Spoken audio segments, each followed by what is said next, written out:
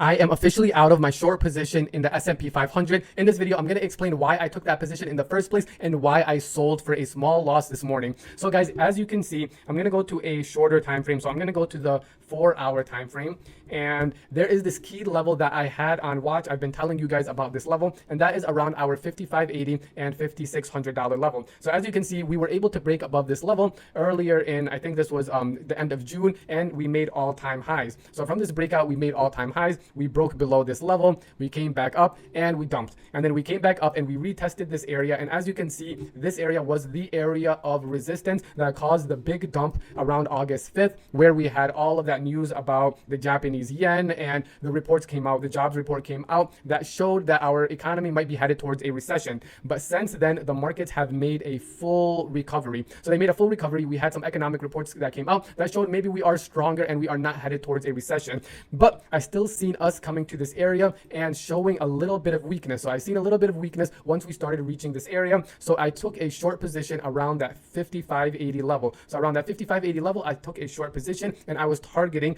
55.20 and 54.80 around those areas. But as you can see, markets are now breaking above that supply level. And when it comes to trading, guys, sometimes you need to wave the white flag and just tell yourself your idea was wrong. You had a plan and your idea was wrong. And the only way we stay in trading is by managing our risk.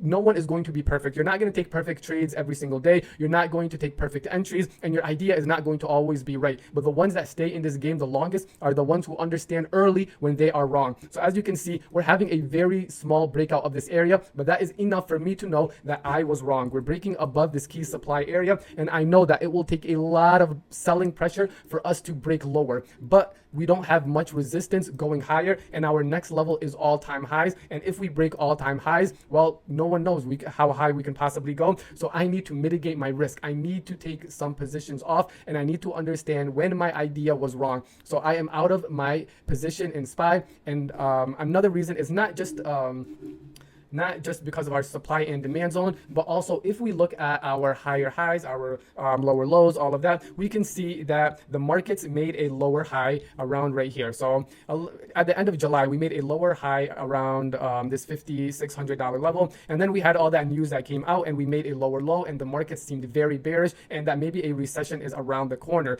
The only way that we are able to make a higher high now is if we close above this $5,600 level.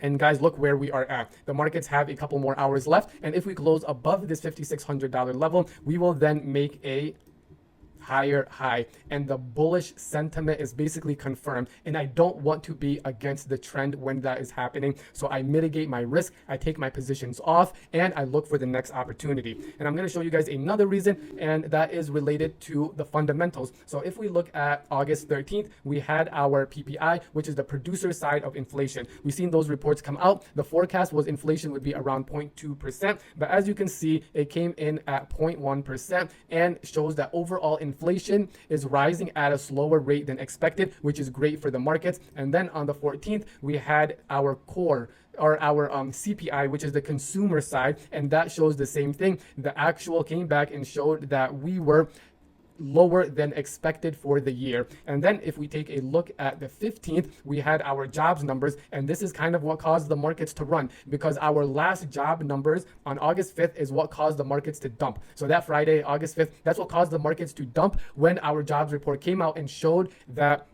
unemployment is rising. So this time the unemployment claims came out, and it shows that there are 227,000 people who filed for unemployment, which is less than the expected, and markets see that as very bullish and that we have a stronger economy than we expected. So for all of those reasons, I understand that holding a short position is not smart, and I mitigate my risk, I get out of my position, and I look for the next trade. Also, this week we have some big news. So as you can see, we have our FOMC meeting on Wednesday. On Friday, we have Jerome Powell speaking. We also have midweek, we also have when the central banks all get together and they start talking about what is going on with our economy, and all of that will bring volatility, and we can see markets gap up another 1-2-3%, and I don't want to be going against the trend when that happens. All right, guys, that is all for this video. I hope you guys can take a small lesson from this small loss that I took and help you with your trading in the future. All right, guys, that's all for this video.